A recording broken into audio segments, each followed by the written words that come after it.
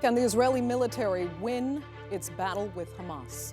Hamas may not have the hardware, but as Israel's assault on Gaza continues with horrific consequences for civilians, military experts question whether Israel understands what it's fighting. After accidentally killing 3 of its own hostages, is the capacity of one of the world's most well-equipped militaries in doubt? I'm Andrea Sankey, and today's newsmaker is Israel's military.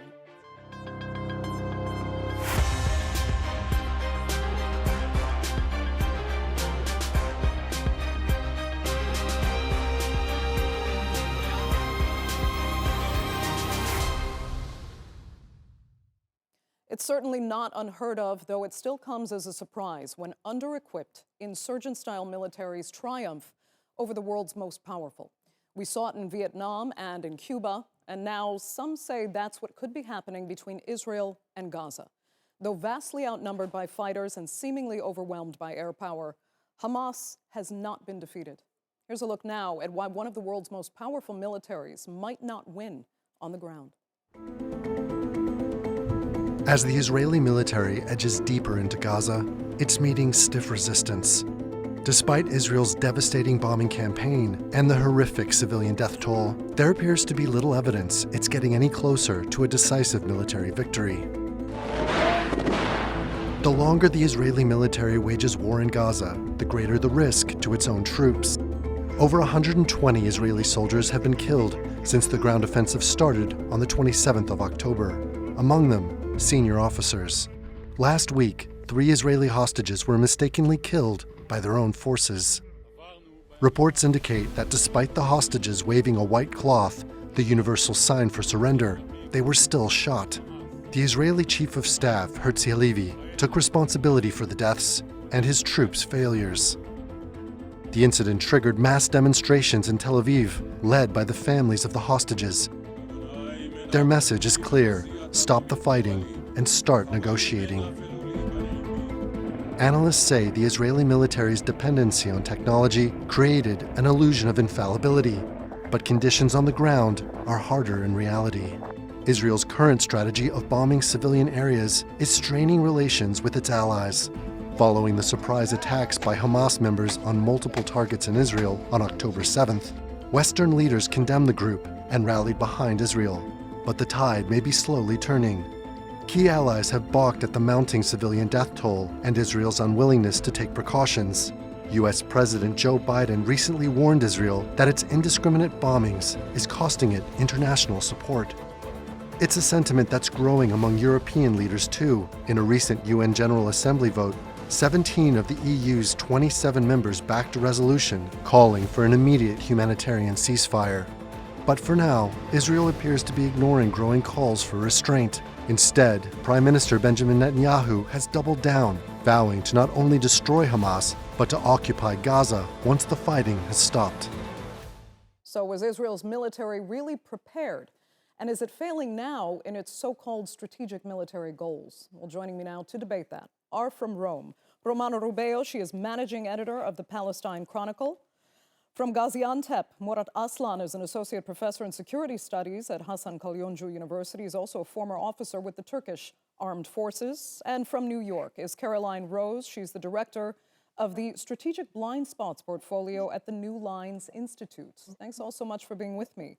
Romana, it has now been well over 2 months. There have been so many civilian casualties, it's just beyond shocking. But other than making Gaza uninhabitable, where has Israel's military succeeded? Yes, first of all, we need to define what is victory and what is defeat for both parties. Of course, for Hamas and for the Palestinian resistance as a whole, the ultimate victory is the liberation of Palestine. But in this moment, their goal and the goal of the October 7th military operation was, of course, to create an irreversible damage to Israel. Of course, Israel's image has already been scattered so much, despite the massive loss of, the massive price that Palestinians are paying, especially Palestinian civilians are paying. But the idea of the invincible army has been defeated. The idea of the infallible intelligence has been defeated. The idea that technology alone would be able and enough to build a perfect army and a security system that could contain all kinds of threats for Israel has been defeated. On the other side, is Israel able to achieve its goals? It seems that so far, the tactic that it's using to achieve its goals, the declared goals of this operation for Israel, are to dismantle Hamas, or better, in a second stage, they said to dismantle Hamas's military capabilities and to rescue the hostages. The truth is that Hamas seems still perfectly in control of most areas of the Gaza Strip, and especially in control of the military infrastructure. The launch of rockets has never stopped. And during the ceasefire and the prisoner exchange, we saw that they still control large swaths of the Palestinian enclave. And when it comes to the hostages, we have seen that the only hostages, the only captives that were released were the ones that were released under the prisoner exchange deal during the 1-week ceasefire. So the declared objectives of Israel and the tactic that it's using, that's to say, targeting civilians as much as it can to break the bond between the Palestinian resistance and the civilian population. From what we can see, Israel is not advancing so much. And some would argue it's even actually done the opposite. Palestinians are suddenly more united in some cases that we've seen. But let me ask Murat, because Israel says that members of Hamas have been surrendering and that it is closer than ever to achieving what it set out to do. Is that true? We can't know because we don't have any official data on what numbers surrendered or how many are killed among Hamas. But let me first clarify one thing. If you are talking about victory on the front, well, there must be a certain success criteria in military technique that you can measure it. On the other hand, this is warfare in urban areas where civilians are totally endangered, and short and long-term impact of this conflict will be somehow fluctuating. For instance, if Israelis claim that they destroyed Hamas in Gaza, well, what about the next generation of conflicts that they will face? For instance, through radicalization, through another wave of low-profile attacks to Israeli cities. So there must be a calculation exactly what they will face in future. So I don't believe that such sort of wars does not have any victors, but they all are losers, and especially the civilians in this picture. I think it's not that much easier to calculate, and we don't need it. If 19,000 people died because of atrocities on the ground, well, and they are civilians and children, I mean, you don't have to see how many neutralized on either Hamas side or Israeli side. So I think we should go and visit the wisdom, especially calculating what this war will bring us, especially in future. Right. Caroline, do you think Israel has just failed in its understanding of what it really is fighting? Because unlike Israel, Hamas wants political change, not a military victory necessarily. I think certainly Israel, they had initial objectives at the start of this offensive. And throughout, we haven't necessarily received any clarity as to the length, the scope, and the scale of this operation in Gaza. And recently, they pivoted their attention from the north to the south. While additionally, we're also receiving news that IDF forces are starting to train in preparation for a potential second front along the Lebanese border with Hezbollah. So it's very ambiguous when it comes to this offensive, this operation, and the objectives and the goals that they've had. But I completely agree with my colleagues here in the sense of, really the loss is the civilians that are in Gaza and the infrastructure. You can see with the scale and the scope of this operation, it is massively destroyed civilian telecommunications, healthcare, and just the infrastructure for basic services. And whoever the inheritor of this landscape is going to be, they're going to have to take over the task of rebuilding. Right. And this is something that really does not necessarily serve the Israeli state. It doesn't, because if Israel still denies, an independent Palestinian state on its border, then what? Israel will continue to occupy this now basically uninhabitable piece of land for which millions of people potentially will have to return to. You have to wonder what they think the end game will be, even if they do, so as they'd like to say, they somehow manage to eliminate something of Hamas.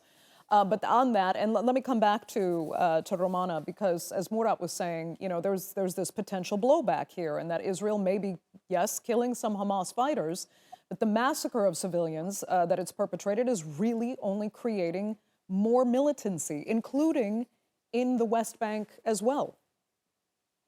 Of course, first of all, we have to think that the attachment that the Palestinian people feel towards its resistance movements is precisely the occupation, the apartheid regime, and the siege, the hermetic siege. Gaza was already under siege, and then starting on October 9, the siege has turned to be some kind of a medieval siege. Some Russian officials have compared this siege to the Leningrad siege in World War II, and this is for a reason.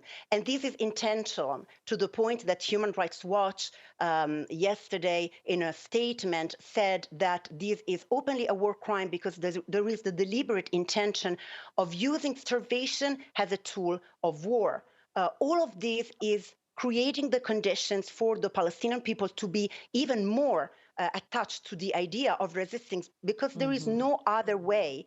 And we have seen it clearly in a recent survey that showed that Hamas has the support of Palestinians in the West Bank and of Palestinians in Gaza, despite the losses and despite the tragedy, the human tragedy that is unfolding in front of our eyes, but also that 90% of Palestinians want Abbas, Abu Mazen, Mahmoud Abbas, to resign, because they see him as the representation of the agreement, of the Oslo Accords, of that season that Palestinians consider completely ended now.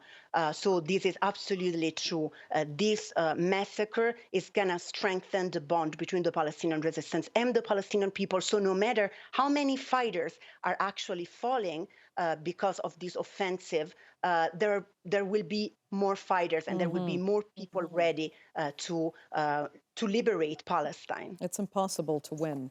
Let me ask Murat then, it had been reported before that the Israeli army actually wasn't as well trained as many would have thought.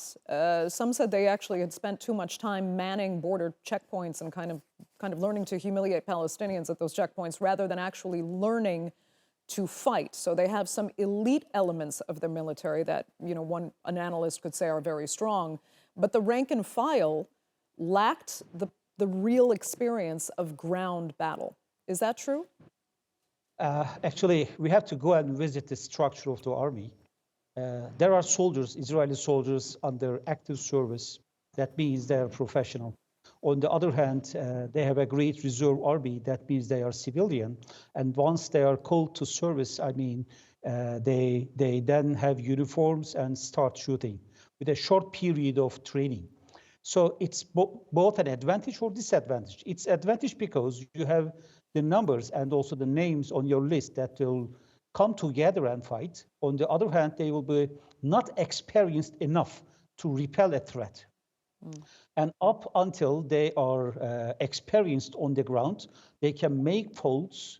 There may be some sort of miscalculations on how to respond to threats, and high toll of civilian casualties is a consequence of such a situation. And yesterday they killed 3 captives, Israeli captives. So that exactly signifies the inexperience. On the other hand, as this war continues, because this will be a protracted war in the future. Why? The average duration of a war in literature is like 8 to 10 years.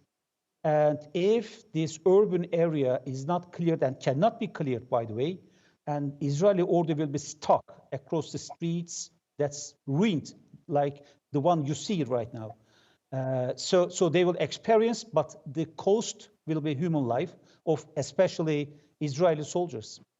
Yeah, Caroline, is it fair to ask how long the Israeli military itself, these individual soldiers, can actually stay motivated to keep up this fight?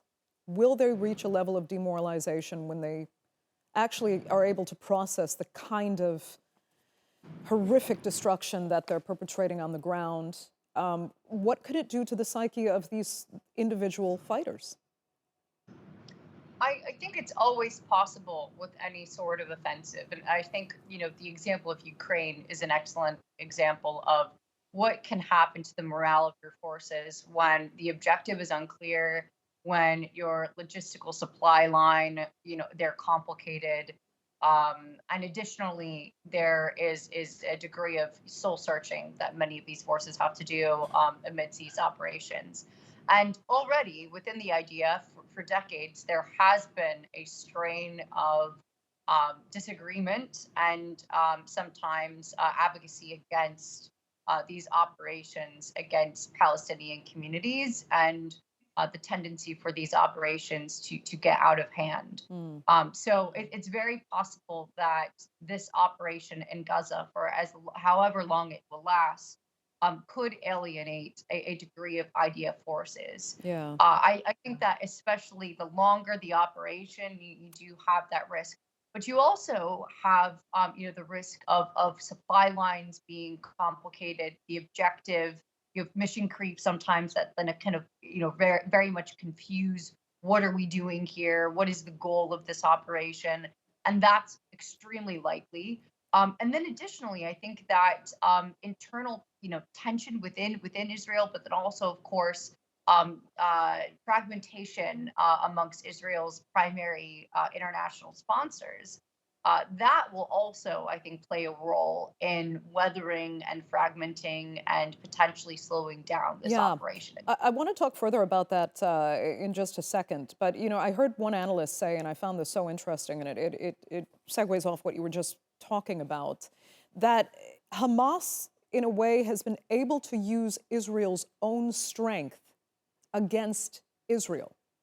Do you see some truth to that? That the size and the intensity, and that's almost an understatement, of this operation, Hamas can turn that into a weapon for itself. Go ahead, Caroline. Oh, certainly. I think that when we look at this operation and the timing of it, this was an operation that, and the attacks on October 7th, that was designed as a response to the Al-Aqsa Mosque attacks. And with that operation, with that name, and with that mission set, they're also, of course, timing this right following the judicial reforms that Netanyahu undertook within his government. Also rising skepticism over Netanyahu's tenure in government. And I think that while initially there was a rally around the flag moment, this is trying to display and show that military might and an offensive may not necessarily just be enough. Yeah. And that this government will try and disassemble any fragment of the peace process that there is left. And that overall, this does a disservice and is an injustice to not only Palestinian communities, but also Israelis themselves. And I think that this really does put on display that effort, as well as, of course, the result, which is this government's response. Romana, why don't you comment on that? I mean, could Israel's action here truly squander U.S. and European support in the end that has, really emboldened the military to keep going the way it has? And once they start seeing that potentially fade away, morale goes with it, and then what happens? Yes, of course, in the beginning of this war, we have seen, we called it a complicity in this genocidal operation because there was basically carte blanche. Israel could do anything in the name of this controversial notion of the right to defend itself, because of course, according to international law, actually Israel is not defending itself from a state entity.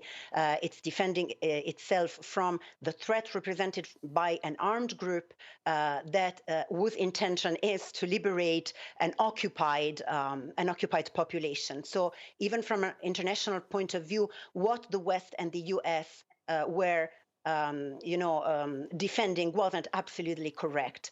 But aside from that, we have seen signs that gradually, of course, the support cannot be blind and cannot be total in all stages of the war. First of all, the massive losses and the deliberate target of civilians, of course, create even in the publics of the US and the European countries, create discontent and create a situation where basically Israel is more and more isolated.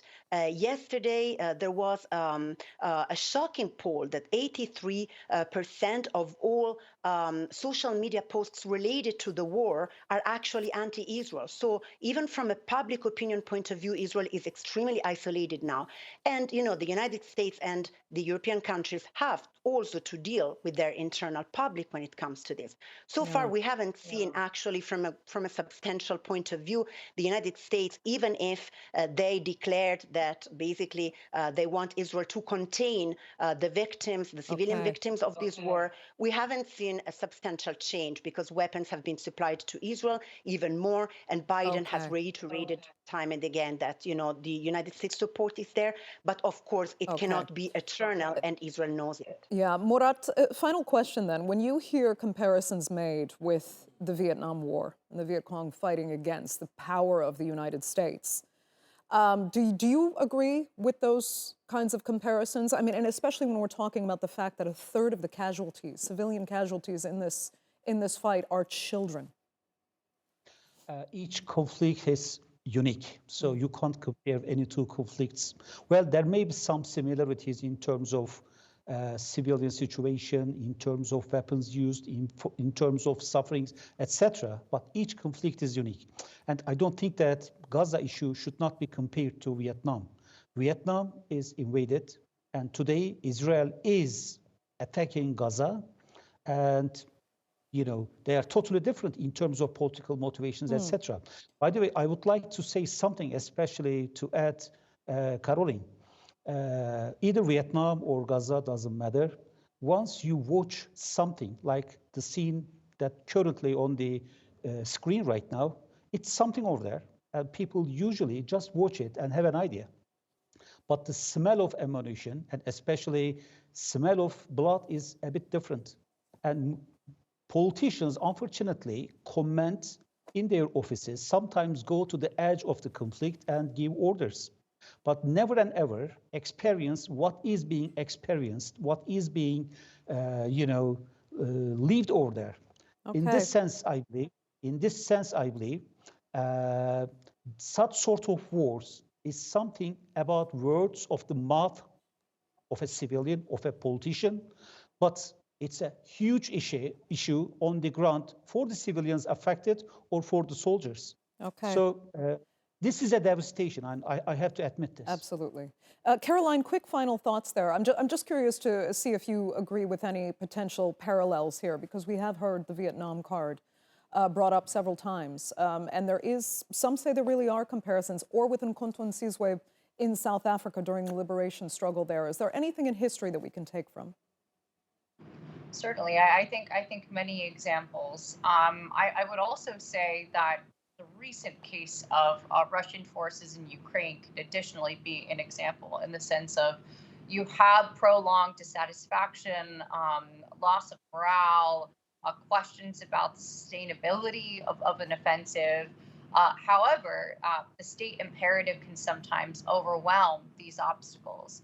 And so what we might see is a kind of a different number of waves of Israeli offensives into Gaza. As we've seen before with, for example, trying to eliminate Hamas's tunnel systems, trying to enforce a blockade, and then, of course, trying to counter Hamas leaders with a series of strikes. But it's possible that we could see that as a prevailing case, or complete withdrawal, and any more sustained ceasefire and potentially an agreement. But I Okay. think that certain cases of Vietnam, I think serve as a good kind of warning sign, especially when it comes to the loss of trust and credibility when it comes to offensives like these. Okay, Caroline, that will have to be the final word. I'd like to thank all three of my panelists really so much for being with us on The Newsmakers, and our viewers, of course, for joining us as well. Remember, you can follow us on X, and do be sure to subscribe to our YouTube channel. I'm Andrea Sankey. We'll see you next time.